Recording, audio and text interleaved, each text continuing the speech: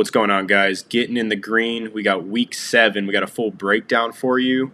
Per usual, man, we're going to go position by position, give you our top plays up at the top, and hopefully find some value plays here for you guys at each position. So, yeah, let's get it kicked off with quarterbacks.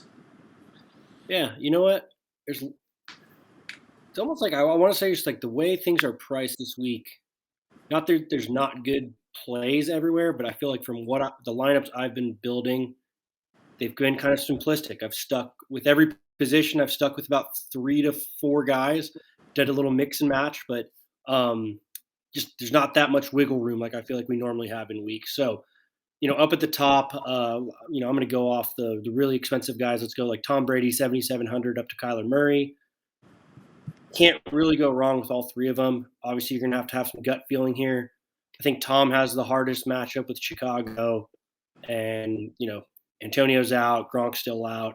So for me, I kind of eliminate him there. It's Mahomes or Murray. Both are going to go off. I usually try to stay away from the beatdown types of games. So I would go with Mahomes there. I think Tennessee can absolutely keep it competitive, just like they did with the Bills. I think Mahomes has a really big game here. Not that Kyler doesn't, but you're always running the risk of a couple running backs take a couple touchdowns and the game's already out of hand. So Mahomes is my guy up at the top, and I think that's going to be a high scoring shootout there.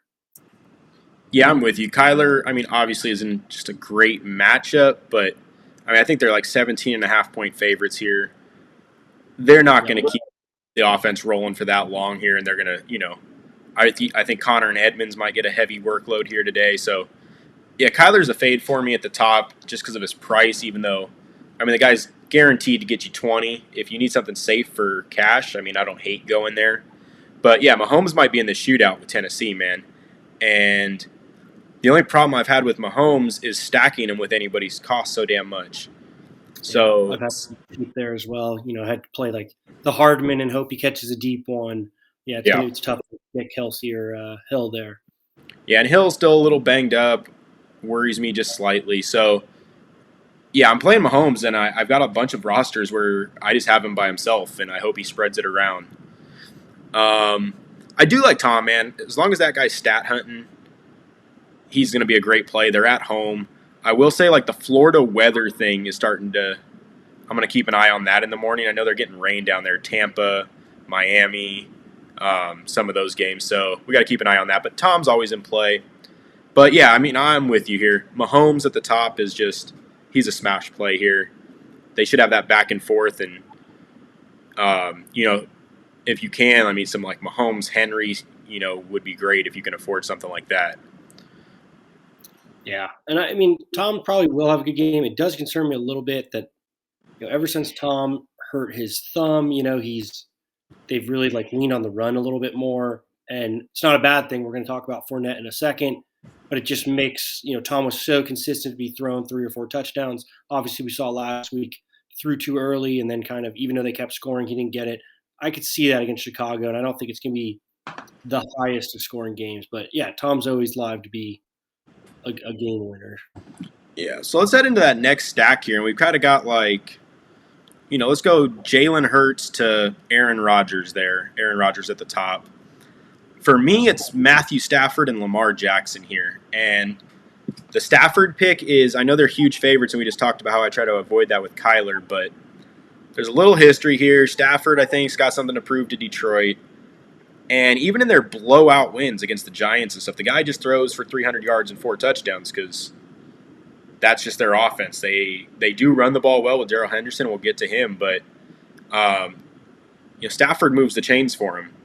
And you want to go path of least resistance, man. Detroit's got nothing in the secondary for Robert Woods and Cooper Kupp. So Stafford's my guy, and then I think he's going to be very highly owned, though.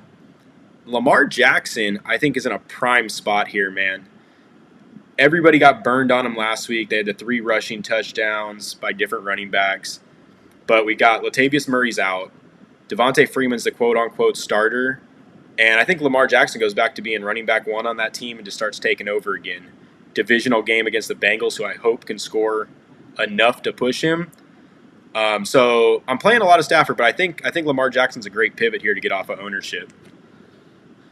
Yeah, I mean, I don't think you can go with these guys. This is where I'm living for most of my quarterbacks. We'll talk about some of the cheap guys I like, but even as much as I like Mahomes, from a value standpoint, any of these guys I could see outscoring Mahomes or Brady or Kyler, and you're getting them thousands of dollars cheaper here. So, I like my number one here. I'm probably going to go with Aaron Rodgers, who is the most expensive of the lot here. I just think it's a great matchup with Washington. Rodgers hasn't really exploded on the fantasy radar this year, but from a consistency standpoint, he's hasn't really scored less than 19 points, and he's scored over 20 every week, other than that first week. He looks the eye test. He's passing. Had some harder matchups. I think this is a great one against Washington. Washington's D's terrible. They've really been passing the ball, and yeah, I just really like the matchup here. I do think Rodgers is going to be highly played. I think a lot of people feel the same, but I do think he's a safe play there. And if you can stack him with Devontae, I think he's going to feast this week. I'm probably a passing on Hurts. I know Hurts. I'm a little bit of the opposite with where it's like I should pay more attention to Hurts because Hurts does put up fantasy numbers. He just doesn't pass the eye test to me. And I think one of these weeks he's just not going to get those rushing touchdowns and have a kind of lay an egg there. So I'm not on Hurts when you're looking at these types. I like what you're saying about Lamar, but I do think Stafford's probably the safest. So for me in this tier, I'm going Rodgers or Stafford, especially if we're talking cash games. If you want to win a tournament, Lamar Jackson is a great play, but Rodgers Stafford. I do like Hurts for cash. I don't know if he doesn't have the upside of any of these guys. But like if you want to just talk pure consistency this year, man, Jalen Hurts does get it done. And he's got some nice stacks there with like if you want to go a Devontae Smith like Quez Watkins or something or Dallas Goedert. But yeah, I think he lacks the upside. So he's more of a cash play for me, but I do think he's in play here.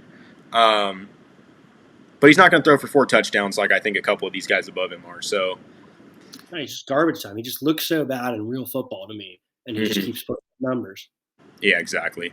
So we're gonna fade this next little gap. So there's no reason to really go over, but I'll name them and just kind of cut it off here. So Tannehill, Burrow, Carr, and Darnold. Look, I think there's some people that are going to play Tannehill kind of on the comeback against Kansas City stacks. It's not the worst idea, but it's not really where I'm going this week. And that kind of just takes us to here, and we're kind of on the opposite ends of this game, but we love this game. We got Matt Ryan and Tua Tagovailoa at the, 5,700 and 5,500. And I know you're going Ryan here in this one. I like Ryan. I mean, first off, I think I like the game. That's why I'm playing either of these quarterbacks. I think it's a shootout. I think they're both crappy teams. Even though Miami's D has had some hype and has some decent players on it, as a whole, it is not a good defense. Jacksonville was able to put up points on them. We've seen Buffalo put up a lot of points on them. So not what they were at the scary beginning of the year. So I think this is a good game. I think there's a lot of points that are going to be scored. Kind of, first off, it's just who do I win the game? I think Atlanta's going to win the game, even though it's at Miami. So that's one reason I'm going. I think Atlanta's going to score a little bit more points here. And then the other thing is who am I just more confident in being more consistent in throwing the touchdown? I like Ryan here. And a big reason for that, we're going to get into it at running back, is big reason is Cordell Patterson. And a lot of the struggles that Atlanta and Matt Ryan have had in the red zone over the past 2 years in the last few weeks have seemed to be kind of figuring it out. And a big reason for that is Cordell Patterson coming out of the backfield and Kyle Pitts finally having a little bit of an awakening. They're getting Calvin Ridley back. It's a perfect game where I think Matt Ryan shines. I'm still not on Atlanta's offense for the rest of the year. This game I really like. I think we're going to get a good performance.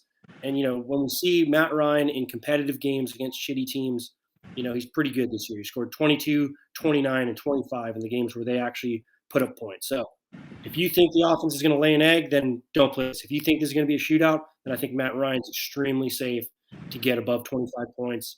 And for me, I think he's a little safer than Tua. Tua's obviously kind of still young, has flashes, but he has those kind of slumps where he just looks like he can't move the ball. Looked really good last week. Ultimately, I think he's going to have a really good game as well because of the shootout style of the game. If I had to pick the safer quarterback, I'm going Matt Ryan, and I think they have the same upside to me. Yeah, and I'm on the other side. I'm going Tua here. He's probably getting Devontae Parker back. I just liked how he looked over there in London, man. He was making the right reads, moving the ball down the field. Waddle, Parker, Gesicki. He's got weapons, and he's got the thing that separates the two of them is just kind of the legs for me. The fact that he can take off and rush if he needs to. Not that that's like his go-to by any means. He's not this. But last week 3 for 22. He's always live to run in a touchdown. So I just like this game. I'm with you here. I'll probably play it both ways, but the Tua stacks really interest me. Get a little, most of them have been Waddle and Gesicki, but now with the news that Parker's probably going to play, $5,000, I kind of like him right there as well. And then there is real value there too when you're looking at, I'm not saying they're as safe, but it's like it would not surprise me one bit if either one of those guys scored the same amount of points as Mahomes, and you're getting, $3,000 of savings there. Obviously, Mahomes is safer. Mahomes has a higher ceiling, but it's like, would it shock you if they both scored 25 points? Not at all, and you can do a hell of a lot more with your lineup. Yeah, I agree. And then, so that's kind of where we're going to cut this off because none of these other quarterbacks down here at the bottom really, strike any interest for us. So let's move into running backs here. And, man, I got a really small field of running backs that I'm looking at this week. Yeah. Me as well. It's just tough, it's when we're talking about affording players, we talk even the quarterbacks, even some of the deals other than the last two guys we named. They're not cheap, and you're looking at these players over 7,500. You're looking at Jones and even Henry at 9,200. Just you're basically got to play somebody in the 3,000s, take a flyer if you're going to get Derrick Henry in your lineup. So, not saying we don't recommend it because we do think he's the number one running back this week, but from a value fantasy standpoint, I've had a really hard time fitting Henry in my lineup. Yeah, I think I was able to squeeze him into one of those Tua stacks, and that's it, man. He is going to go off. I think he's got a great matchup here. But 9,200, and the problem is there's just so much value in the 6,000 range for running backs. So let's just separate. There's Aaron Jones at 7,500, Henry at 9,200. Like we said, if you can pay up for Henry, by all means, throw him in with all the confidence. But for us, I'm not really getting into Aaron Jones. He's just a little too much. And I don't dislike Jones. I just think he's kind of a little more expensive. I think if he was in that 66, 65 range that we're about to talk about, I'd probably be playing a lot of them. $1,000 more for 75. I just can't do it when I like the guys in the mid range.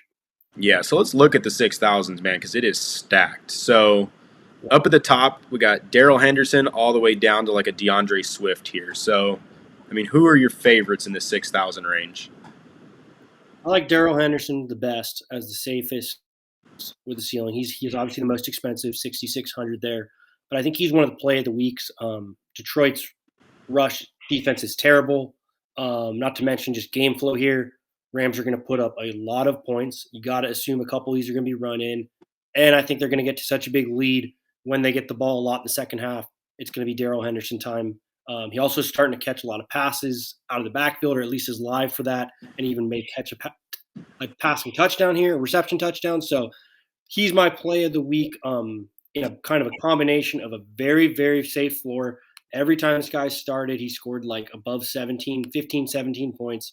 And then last week he got his best game at 24.7.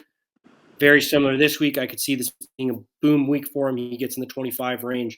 But again, you're getting a safe floor of 15. So he's probably my favorite.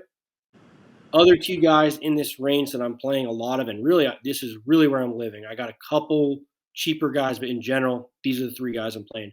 Darrell Henderson, Leonard Fournette, and Cordell Patterson. And I'm going to let you do Fournette. I know you have quite a bit to say on him, and you like him this week. For me, Patterson I'll take a stab at. And I just love this guy, man. From a fantasy perspective, it was tough to kind of see because he was so efficient. He wasn't really getting the usage, but he was so efficient. And it's like, after just watching those games, though, I don't see it stopping. First off, his usage is increasing. He's going out for more passes. He really is kind of the lead back in that. And I don't see the efficiency stopping because they have so many plays that are just designed for him. It's not a fluke that he's catching like 75% of the passes that he's in because the plays are designed for him to catch the ball. So I love him here. It goes with the pattern that we love this game. A lot of points are going to be scored. I think Patterson is absolutely safe to get 6 or 7 catches like he has every week. He's going to get some yards after the carry. Very safe guy. And if there was ever a week that he's going to blow up like he did a few weeks ago and had that 40-point game, this would be the game. Yeah, and then for me, it's Fournette, and there's just a lot of factors that play into me loving Fournette here. One is he's just become that alpha running back in Tampa. I mean, nobody even Ronald Jones might play like 3 or 4 snaps a game at this point. I don't ever see that guy on the field. We got an offense that's probably going to score 30-plus points. We mentioned Tom's injury and how they've kind of preserved him by just going a little more run-heavy, and that offensive line is outrageous, man. They're so big, it's ridiculous. He's catching passes, so he's got that upside there. And I also think the Tampa D is just going to absolutely annihilate the Chicago offense and put their offense in great positions. So Fournette rolls here for me, man. I think I have, 16-point floor. He's got kind of that same spot here for me as Henderson, and maybe even a little more upside. Antonio Brown's out. Gronk's not back yet. I think Fournette just rolls here, man. 20-plus touches, easily 1 touchdown, maybe 2. So for me, it's Fournette. Huh? He's catching a ridiculous amount of passes, too, considering kind of how he's been in his career. Like, he's getting 5, 6 targets a game, really efficient with it, what he's catching it. His worst game in the last couple weeks here is 3 catches, and it's been 5, 4, 3, 6. So, yeah, the guy's an absolute workhorse for him right now. So, look, I'm with you, though. I'm playing Henderson, I'm playing Patterson, and then Fournette's, in the mix for me as well. And then one other guy that I am putting in some lineups here is Chuba Hubbard. He's just getting the touches now. There's no competition behind him, and you've just got a prime matchup here against the Giants, the second worst rushing defense in the NFL.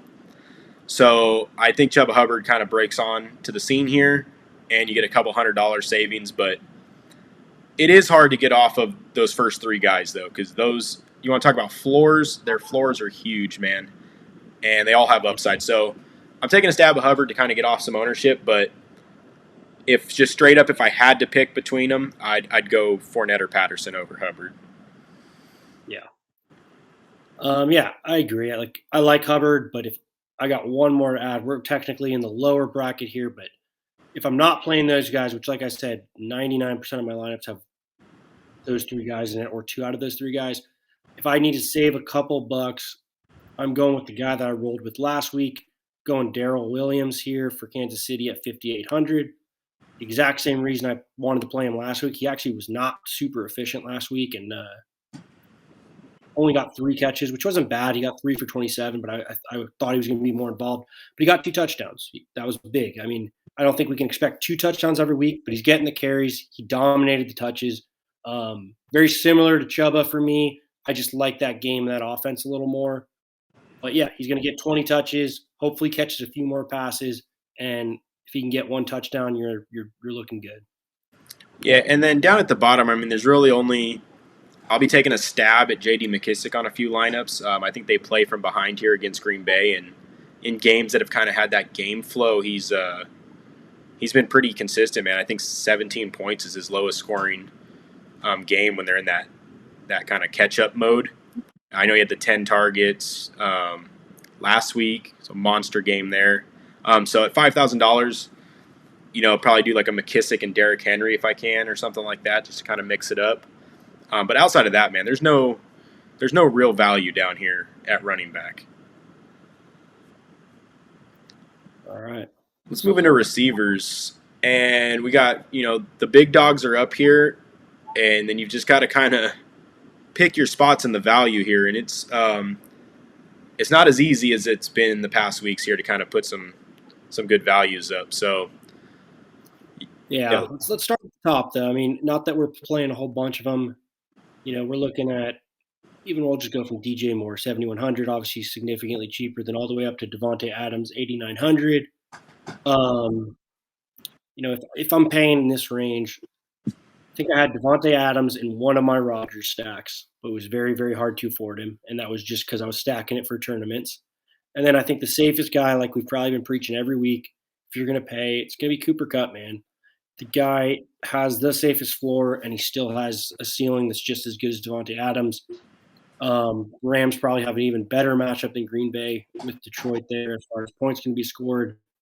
Up, I would definitely try to get into my lineup, but similar price range there, 84, 8,900. You're going to have to make some sacrifices to fit either one of them in. As far as the other guys, even with the matchup, I'm not playing because he's banged up, and they're going to spread it around. Hopkins, I'm not touching until he looks healthier, and they, again, spread it around too much. DJ Moore, I don't mind, but I just like cheaper guys better there. Yeah, I'm with you. I think if you could, if you can get Tyreek Hill and you trust his injury that he's going to play the whole game, he's in a prime matchup there if you can stack him with Mahomes.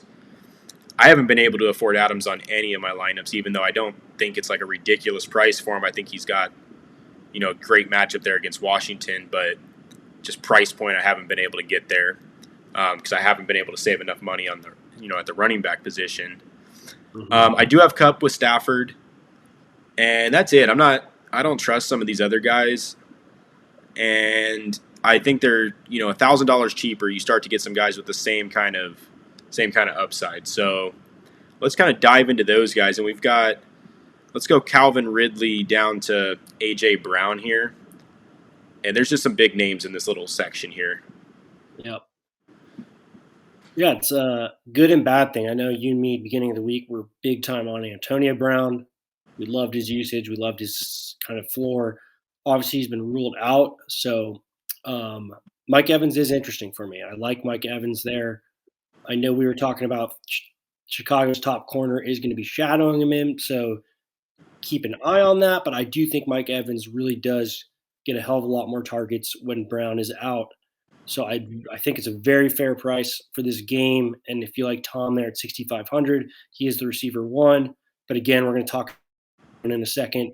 We like both plays here. Godwin's a little bit cheaper, so that might be the play that we're going to recommend. But don't dislike Evans at 6,500 here. He's probably my favorite in this price range. I think AJ Brown's thing, especially that he looked good for once, but I can't trust the guy yet until I see a little more from him. Yeah, I'm with you there, and I think Julio's going to try and give it a go. And yeah, look, AJ Brown did look good, and if you want to just look at pure matchup, AJ Brown might be in the best spot. But yeah, I don't trust the guy. I don't trust his injury history here, and just at this price point, I'd rather have Evans, and I'd rather have Ridley, honestly, especially if you're doing that Matt Ryan stack, man. Calvin Ridley at 6,600 is you're going to be paying 75, 8,000 again for him in another week. He missed the London game with whatever issue he had. It wasn't injury related, and they had a bye week. So I think this price is based off we haven't seen the guy in a while, but I mean, he's one of the highest target share receivers in the league. I think Ridley's a smash spot here at 6,600. So yeah, for me, but yeah, this is just a stacked. I mean, even Robert Woods, who I don't like nearly as much as any of these guys, but could definitely still have a very good game there at 6,400. So that's just a great zone to be in. And then it doesn't drop off because we've got Godwin at 5,900. We talked about how he's in a good spot. Yeah, I really like Godwin there. And then it's like this 5,600 to 5,000 range where you can you just got to decide who you like the best. Mm-hmm. We got Shepard, Waddle. I guess there's Devontae Smith here, Jacoby Myers, and Devontae Parker kind of rounds it out at the 5,000 mark. Which guys there are you liking the best? I like Sterling Shepard again, same guy I was on last week. Tony's out. I think nothing changes here. Galladay's out. Guy's going to get force-fed. Probably going to be in garbage time again, but he'll end up with 6 to 10 receptions, 70, 80 yards. Hopefully gets in the end zone, has a huge day, but a really safe floor for the price range. So I like Shepard. Not in love with him, but he's extremely safe. You're going to get what you want out of him. And then I really like Waddle here. Obviously, he's coming off the huge game where he got 2 touchdowns. I don't know if I expect 2 touchdowns again. The guy gets an insane amount of targets. He's really efficient. He runs the short slant route which is what Tua loves, especially as a safety valve there. I don't see that changing. He's going to get, same as Shepard, 6 to 10 catches. I like that game and that offense a little more, so I think I like Waddle even more than I like Shepard. I think Shepard's safer. He's proven his spot a little more, but I think Waddle has a much better upside. But those are probably the two guys I like best in this range. Ruggs, very similar, like talented wise, but too inconsistent. Devontae Smith, same thing for me. I know you're on Devontae Parker, which I'll let you talk about in a second. Very similar upside to Waddle. I just think Waddle's a little safer to get those catches in PPR. Yeah, I do like Devontae Parker at 5,000 though. I think he is the alpha one there when he's healthy. He's kind of the X receiver where you're going to get Waddle more on the inside. But when Devontae Parker, he looked good with Tua week 1, and then he put up pretty consistent stats without him. I just think this guy coming back, we love the game flow, and you're getting a discount here at $5,000. I think there's just value for him there, and it'll take you off. But he does still have a questionable tag. So if Parker can't go, I mean Waddle is a smash spot there at 5,600. Gesicki as well at tight end, but yeah, I do like Parker. And then after 5,000, you're taking some shots, but you're going to kind of have to make your mind up what you want to do down here. So I think there's 3 guys that kind of stand out to us, and it's Darnell Mooney. I know you're on Hardman, and then we both kind of like the value down here on Bateman. So I'll get started with Mooney and then let you go into Hardman. This guy has started to, as much as they're run heavy, which I don't think they're going to be able to do against Tampa here. He gets the targets. He's this quick little underneath receiver that Justin Fields seems pretty confident getting the ball to. And you look, against Detroit, the guy scores 21.5 points with 5 catches, 125 yards. He has a bad game against the Raiders where he has 3 catches for 35 yards. And then you get the 5 catches, 45 yards and a touchdown against Green Bay. And they were just pounding the rock in these games. And he was still, getting his targets, 7, 5, and 8. And it's just a game flow thing for me. I don't think they're going to be able to run the ball at all on Tampa. So you're just going to be forced to kind of drop back and throw. And as much as Allen Robinson's that alpha there in Chicago, I think Mooney just plays a better role with Fields. So down here at 4,600, I like that spot on Mooney. Yeah, it's not a bad play to save money. I definitely think Mooney's kind of gotten that rapport with Fields, and Robinson just hasn't been able to get it going, whether that's kind of chemistry with the quarterback, whether that's because he's getting covered by the best corner, whatever it may be. Mooney does look like the more valuable receiver in the offense there, so I like that stab there at 46. For me, I'm going with Hardman here. Hardman's kind of slowly having his coming out party. He's kind of been a few weeks here now, but he had that big game where he had 9 for 76 on 12 targets. Then last week, 5 targets, 4 for 62, was efficient with it, had a run. Then he fumbled, so that's why he went down to 9.8. But I generally like his usage. I think he's getting more involved. I think Kansas City's offense was stalling out a little bit because they were just, it was Hill or Kelsey, and people started to kind of figure that out. It got a little sketchy there, and that's when they kind of started involving Hardman and trying to run the ball more. So, he's not the safest play. I really like him tournament style.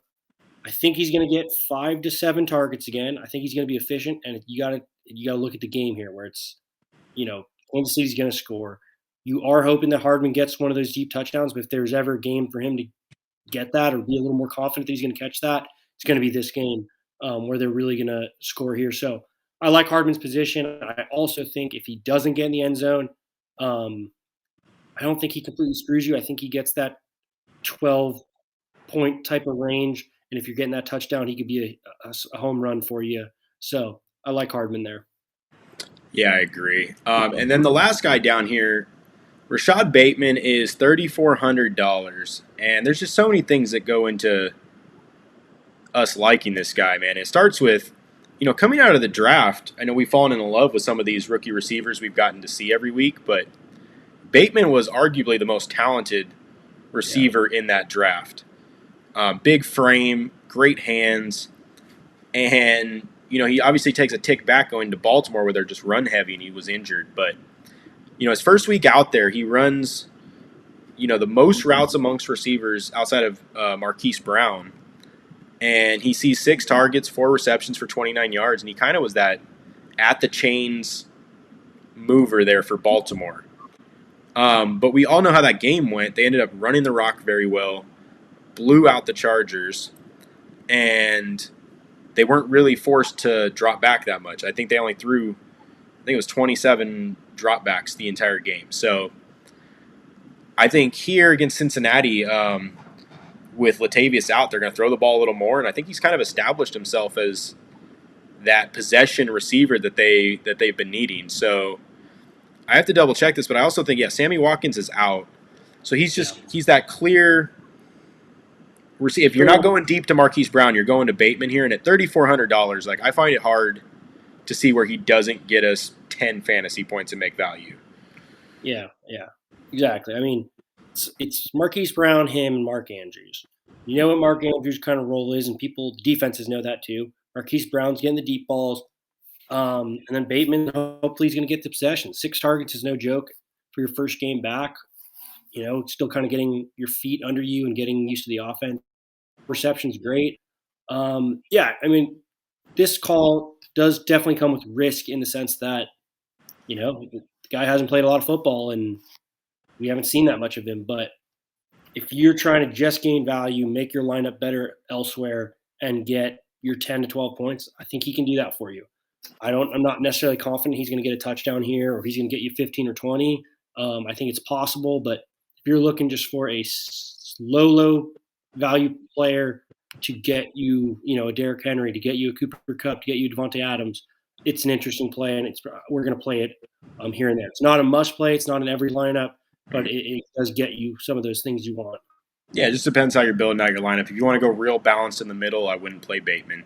But if you do kind of want to take your stab at who you think is going to be the best top dog up there, he's a good pivot there off one of those 5,600 receivers, kind of get you that extra money. So that kind of wraps it up for receivers, and we're going to get into tight ends here. The tight end pool is very deep this week, but there's just a couple spots that's hard to get off of for us. So, we're not really playing anybody up here at the top. They cost a little too much this week. Mm-hmm. They're just too much, and even the not top dogs like the Mark Andrews, Kyle Pitts. I might play one Mark Andrews maybe in the Lamar lineup, and Pitts I am playing in one of my Matt Ryan stacks just because style stacks. But even them, they're too expensive with some of these other guys we're looking at down below. So the first guy for me, and I know Corey's big on him obviously with Tua here, is Gesicki. Gesicki get at 4,700. I was going back and forth between Gesicki and Kyle Pitts, kind of looking at pricing, just kind of looking at tight ends I like. Very even. Maybe I like Kyle Pitts more when I saw the pricing and saw these $1,200 cheaper. Really hard to not play him here. It's the game we love.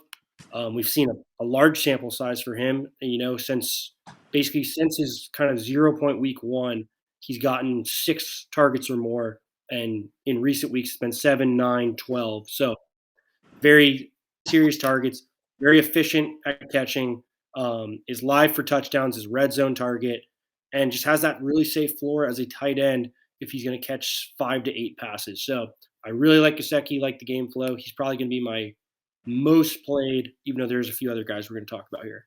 Yeah, Gesicki he's the top play here for us. Pitts, again, I'm having a hard time finding the money for him, even though I do like that spot. He's a smash play over on Super Draft, though. I think he's like a 1.6 multiplier. But here on DraftKings, Pitts is hard to play. I really like Gesicki. I'm interested in Goddard here, $100 cheaper, but it's just hard to outweigh my interest I have in Goddard with the safety of Gesicki above him. And it's the same with Higbee, Henry, Ertz. Ertz, I mean, if you want to take a stab at Ertz on a GPP lineup, yeah, by all means. I mean, the guy could absolutely go off in that Arizona offense, but we got to see it first. There's so many receivers that are making plays in that offense. Yeah, exactly. And then, I mean, here's our guy. It seems like every week, they just slowly bring him up in price. But Ricky Seals-Jones is $3,700, and when I can't afford Gesicki, I mean, that's where I'm going. Yep. You do quite a bit there. You saved a lot of money. Great game flow, similar to the Atlanta-Miami game. We like the Washington-Green Bay game a lot. The guy's going to get his targets. He's very safe. Maybe doesn't have the same upside as some of the other guys, but I mean, guy's safe. And if he gets a touchdown like he did last week, he's going to score just as much as any of those guys. And if he doesn't, he's going to get that 9-10 points for you. So pretty safe player there. Yep. So that wraps it up for tight ends. Like I said, there's a bunch of guys you could go with there in the middle, but for us, we've kind of got our minds made up on that Atlanta-Miami game, and then the values down there, Ricky Seals-Jones. So that's where we're just going to be hanging our hat. Defenses, there's some smash defenses, but they just got outrageously priced this week, and so we kind of just ended up with one. Yep. Look, if you have the money, Rams, Bucks, great plays, but they're 5,000 and 4,000. And when you come down here, man, and for us it's the Cardinals, and it stands out. So I see this being very chalky come Sunday, but I also don't want to force myself out of that position and then get burned, because it is, like you said, I mean, it's the most logical play on this entire slate. This one's for me. Just don't overthink it, man. You look at any expert rankings or do your own expert rankings. There's going to be 3 defenses that are at the top: Rams, Bucks, and Arizona, in all different orders. Some I've seen have Arizona as the number 1. Some have Rams, but they're top 3. One of those you're getting at 3,100 in the middle of the pack. It's definitely a no-brainer here. I'm not overthinking it. I know the percentage is going to be huge. Sure, tournaments, I'll mix it up. Maybe play a Bucks or Rams. Maybe if one of them get a couple pick sixes, and it really makes that big of a difference for your lineup. Sure, maybe mix it up. Generally, 99% of my lineups are going to have the Cardinals D in it. I think they're a great play. I think they could be the top defense, and it's just too much value not to play, even if it is obvious for everyone else as well.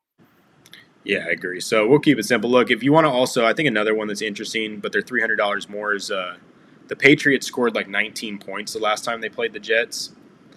Their defense, they should probably smash the Jets again, but again, save the $300. Cardinals are safe here. Mills is not going to be able to handle that Arizona defensive line. And yeah, that kind of sums it up, man. I mean, I'm trying to look down here at the bottom if you need to take a stab on a flyer, and I don't even know where you would go. I don't see anything. There's nothing I like.